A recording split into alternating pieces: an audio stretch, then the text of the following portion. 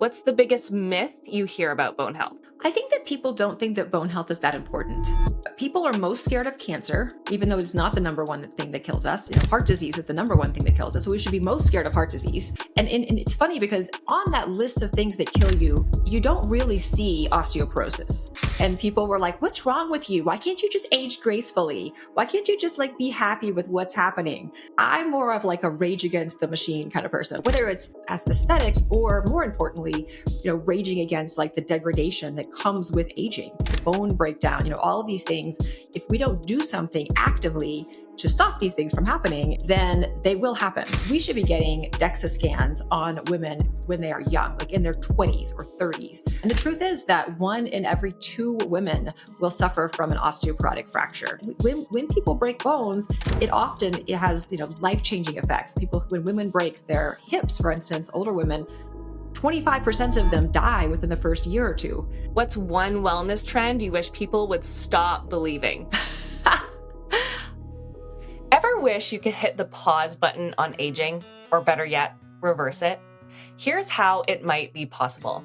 Hi, I'm Monica from AlgaCal. Today, we're chatting with Dr. Amy Killen, a pioneer in longevity and regenerative medicine.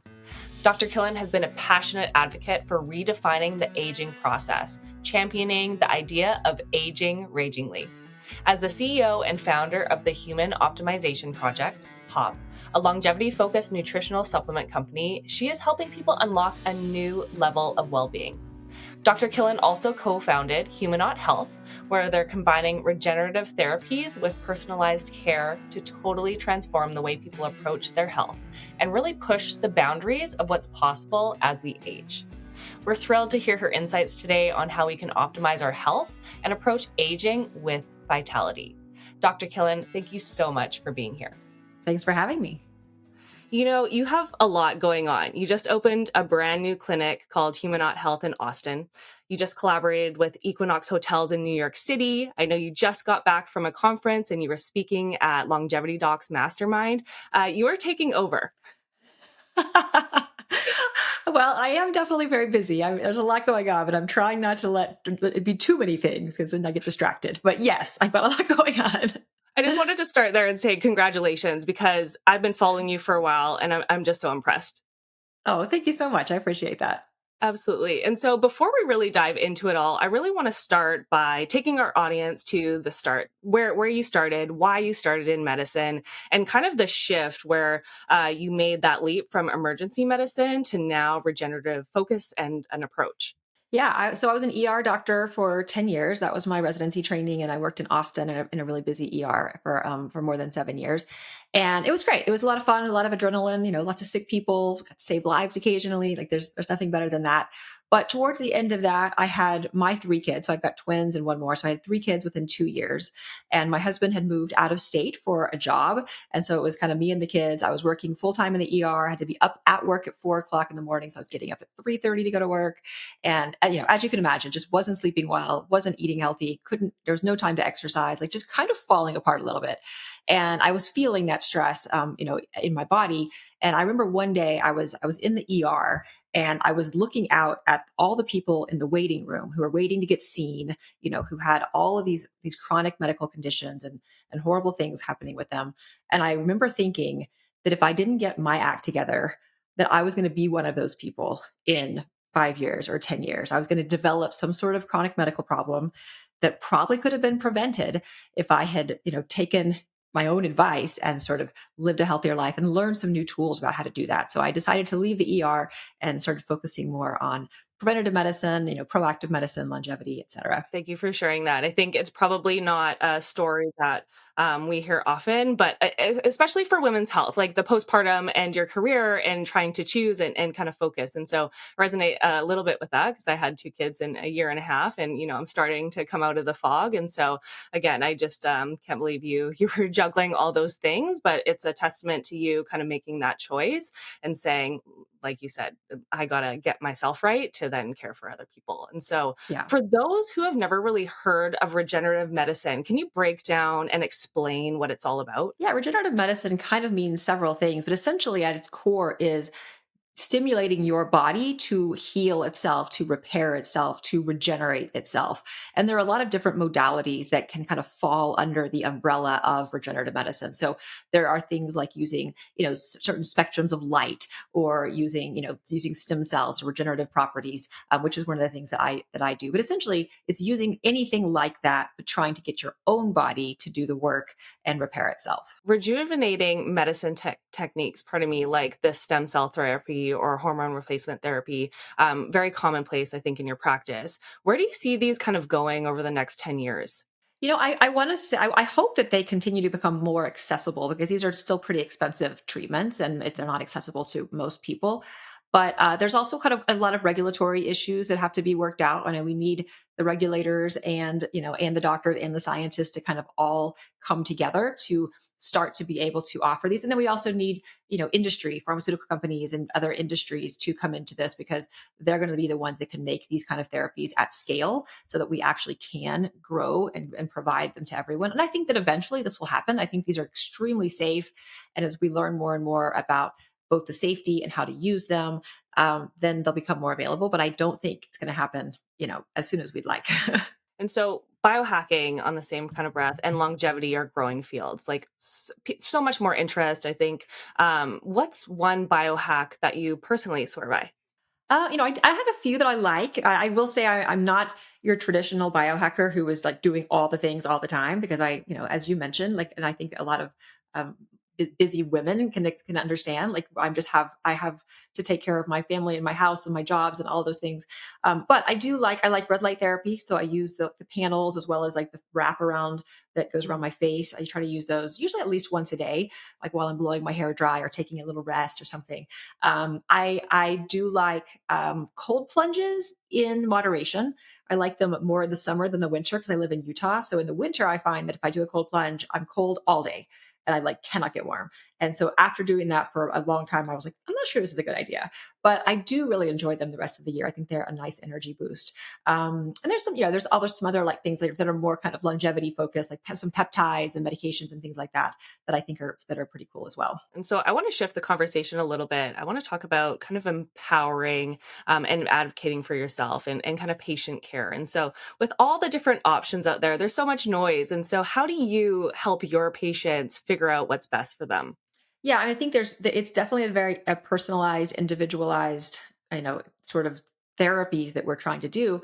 But I also think that we do have to do a good job as physicians, starting to look at offering all of these cool things that we're doing, like all of these regenerative therapies and hormones and peptides, and some of this cool stuff, to the population at large. So one of my jobs with Humanoid, I'm the chief medical officer, and one of my jobs is to create these clinical protocols and algorithms that we can then use to train these sort of AIs, and to train our providers, so that we're able to train a bunch of people to do this kind of cool cutting edge medicine, in a way that we hadn't before. So one of my goals is just to make this more available, to democratize this sort of medicine. And I think that for the patient perspective, reading as much as you can, watching, listening to podcasts, doing all the things that you're doing, and then actively seeking out physicians and other providers who are able to offer you the things that you want to try. And so, Humanot, I know you just opened the first clinic in Austin. I believe there's plans for others in the area as well. Can you explain that clinic and that approach so people can maybe even visit? Yeah, absolutely. So Humanot it's Humanot Health, like astronaut, but with humans. And we just opened in Austin. Like, I think the press announcement went out today. Actually, Great. we have Dallas in a few months as well, and then we'll kind of expand from there. But it's basically a longevity and health optimization clinic, and so we'll have several different membership tiers. But the idea is to give people, access to advanced diagnostics that maybe their regular doctor's not doing, from blood tests to DEXA scans and VO2 max, and even more advanced testing as well, and give them access to kind of some of the more cutting edge therapies, like I've kind of mentioned some of them, like hormone replacement therapy, testosterone therapy, as well as peptides and some medications and things like that, plus pair all that with lifestyle medicine and helping with coaching and like personalized lifestyle plans and really helping to prevent diseases and illnesses before they get to us and make help people feel better now, but also improve health span in the future. There's one kind of coin term that you talk about. You talk a lot about aging ragingly. And so I love this so much. What does that actually mean? How do you see that playing out in real life? Can you explain that for everyone? Yeah, this started because I'd done like some lasers on my face. My face was kind of swollen, and I got onto social media and I was like just sharing that I had this laser done. And people were like, "What's wrong with you? Why can't you just age gracefully? Why can't you just like be happy with what's happening?" And I was thinking about it and I was like, that's first of all, it's totally fine if that's your style. I think we all have our own style. That's fine. But for me, I'm more of like a rage against the machine kind of person. Like I really do, whether it's as aesthetics or more importantly, raging against like the degradation that comes with aging, like the multi-system organ failure, the heart disease, the cancer, the dementia, like the bone breakdown, all of these things. If we don't do something actively to stop these things from happening, if we don't sort of rage against them, then they will happen. And so that to me, aging ragingly, it's kind of hard to say aging ragingly, but that's kind of where that came from, is me being like, no, I think I'm going to age ragingly, not gracefully. I love it. I think it's so refreshing to hear that. And so, on the same breath, again, I watched a recent Instagram video. I think it was a few days ago. You called it "Thoughts from the Trail," and I got really fired up hearing from you after that that kind of anecdote. And you were specifically talking about how every woman deserves to have her doctor talk about hormonal replacement therapy.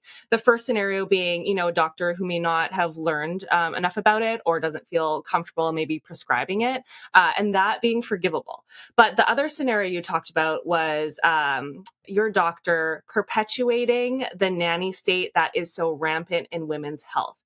And so, can you explain what you mean by that?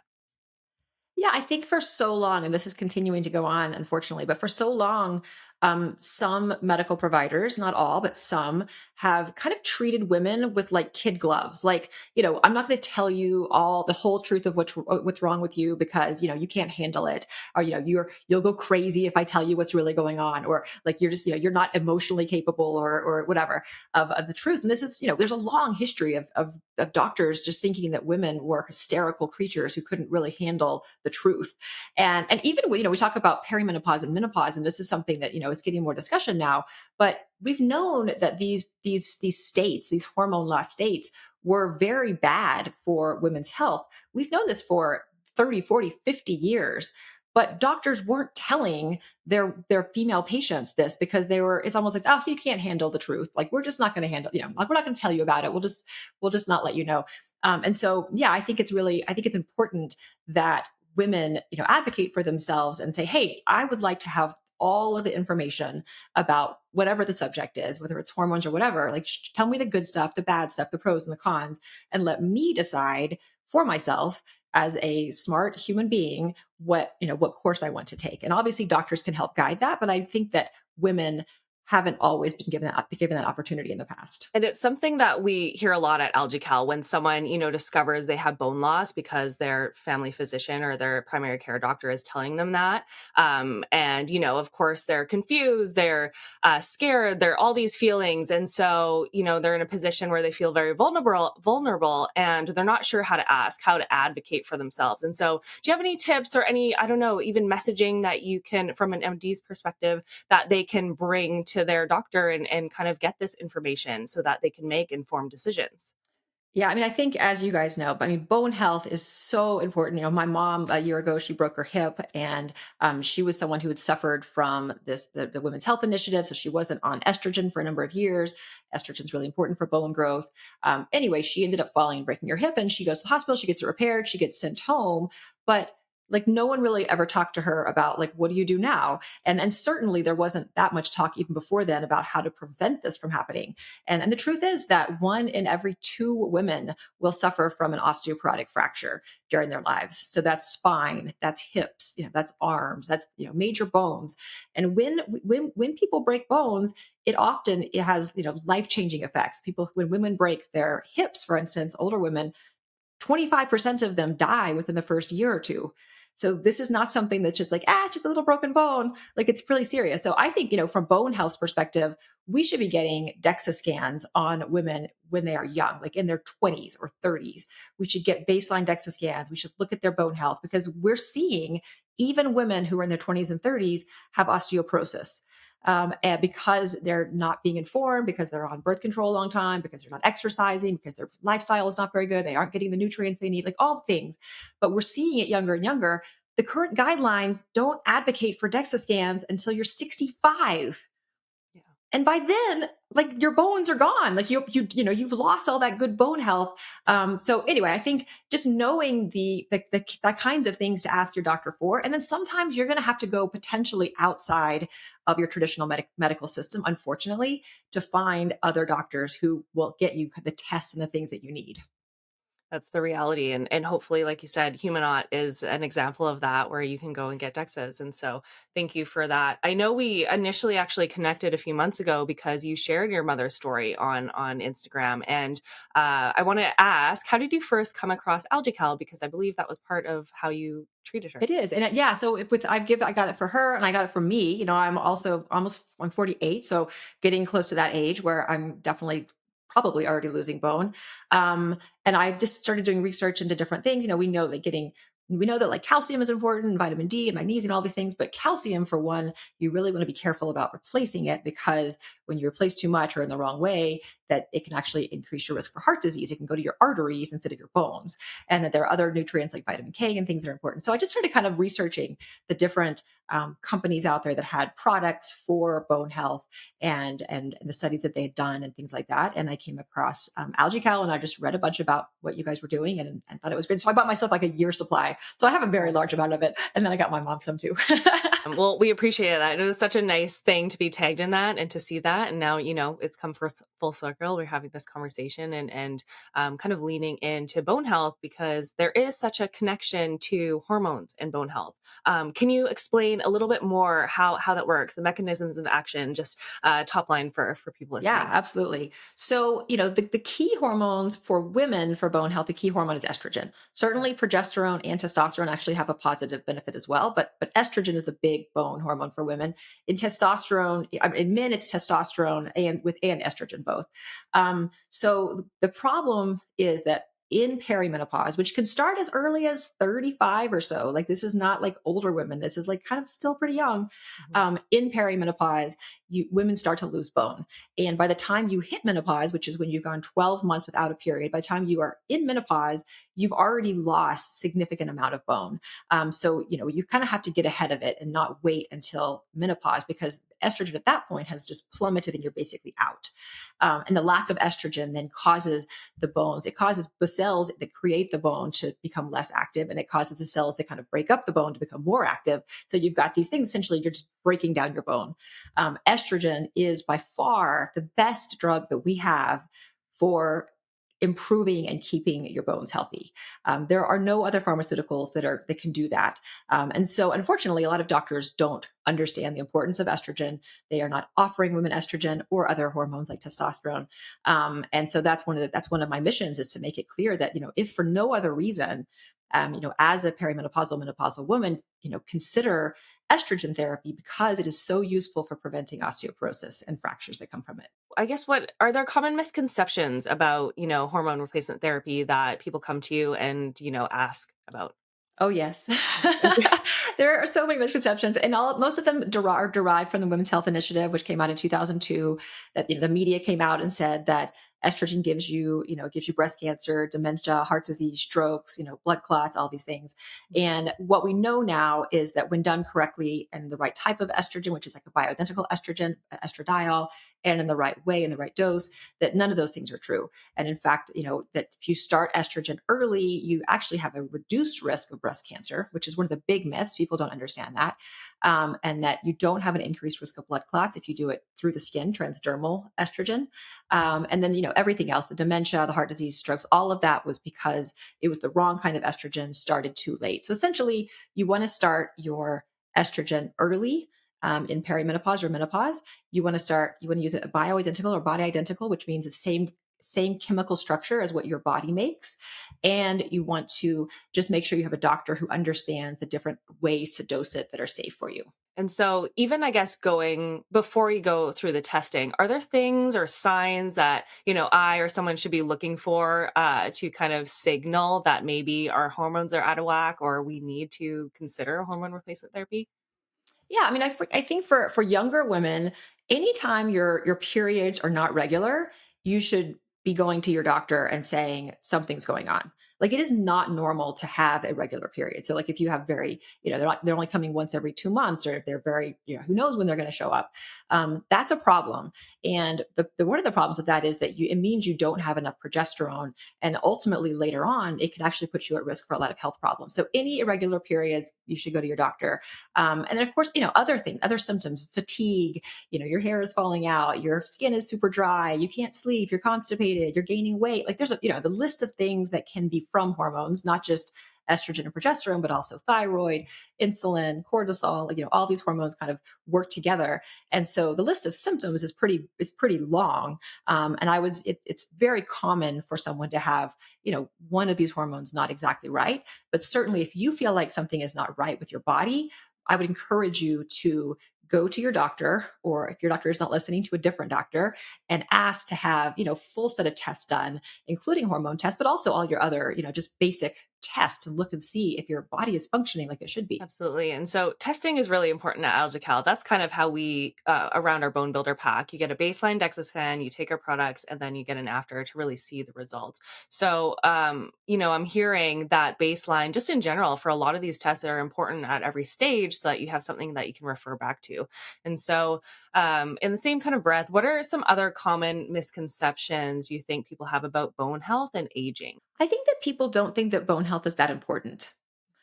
I think they think that, people are most scared of cancer, even though it's not the number one thing that kills us. Heart disease is the number one thing that kills us. So we should be most scared of heart disease. And then below that, you have, cancer and dementia or neurodegenerative disease. And it's funny because on that list of things that kill you, you don't really see osteoporosis because it doesn't directly kill you. But it does, like I said before, if you fall and break your hip, then you have a 25% mortality rate. So that means 25% of people in the first year or two die. And so, but they die of something else. They die of like, from laying in bed and they get a pneumonia. And so the cause of death is written as pneumonia, but really what killed them is their broken hip. And that was because of osteoporosis. So I think the first misconception is that osteoporosis doesn't hurt you or kill you. It's not really a big problem. It's also a misconception that it only happens in women, when we know this is not true, that that a fair number of men actually get osteoporosis too. Certainly it's more common in women, but you certainly see men with osteoporosis, especially now that we're seeing, men whose testosterone levels are going down as a population, and men in general and women, we're just less metabolically healthy, we're more overweight, we don't exercise as much, all the things that can help our bones. Unfortunately, as a society, we're not doing those things as well. And so that's another misconception too, is that it's just a women disease, but it's actually a human disease. Aging. You are the founder of the Human Optimization Project, or HOP Box, and you've called it a longevity stack in a pack focused on women's health, which I love. Can you share more about Hop Box and whether or not it would go well with AlgaCal or even other supplements that people are taking? Yeah, I take it with my algae cal every day. I love it. Yeah, so Hotbox came out it came from a couple of years ago. I was always trying to write lists of supplements that I wanted different patients to take.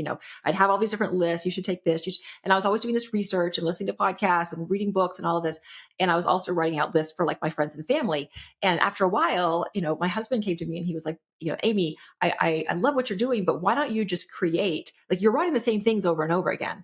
Why don't you just create, put all the things you want together into one single pack and make sure it's the right doses and all that. And then you can make it easy for people. So that's what I did. So Hotbox is basically 19 ingredients, packaged in five pills you take twice a day. And it's like, you're more like your longevity ingredients. So it's not your just normal vitamins and minerals. Although we do have some vitamin D in there and some B vitamins, but everything else is sort of more cutting edge things like dihydroberberine, which is good for metabolism and blood sugar, and spermidine, which is good for skin. And, like, it's some of the things that you're not going to find in your multivitamin, but can potentially slow down the aging process. That's super helpful. And I think I was looking and doing some research on the site. And you talk about, and correct me if I'm wrong, something like the 9 signs of aging, or these 9, like why you age. And it was so interesting because I've never even seen other brands or companies kind of talk about the why. And so you do that really well. And I know we probably don't have time to go through all of that because it was a long, long page. But could you give, like a basic overview of what that means and how that those ingredients kind of trigger or help support that? Yeah, so there used to be 9, now there are 12 what they call hallmarks of aging. So it's the different things within your body that essentially drive the aging process. So like one of those things is stem cell exhaustion, which is that you just run out of stem cells or they become very tired and so they don't renew and regenerate tissue, or mitochondrial dysfunction. Like some of these things you've heard before. And so what we did with Hop is we made each of these hallmarks into like a cartoon character with its own story that kind of mimics what's really happening. So we wanted to make this like a really fun brand, like an approachable brand, especially for women. I think there are not a lot of supplements out there that do a good job of educating women, but also being approachable and fun and easy and all the things that we kind of want from our supplements. And I love that. I think, your content, your companies, everything you're doing, I just want to say, like, it's so refreshing. I think you go about it in a really great, fun, but educational way.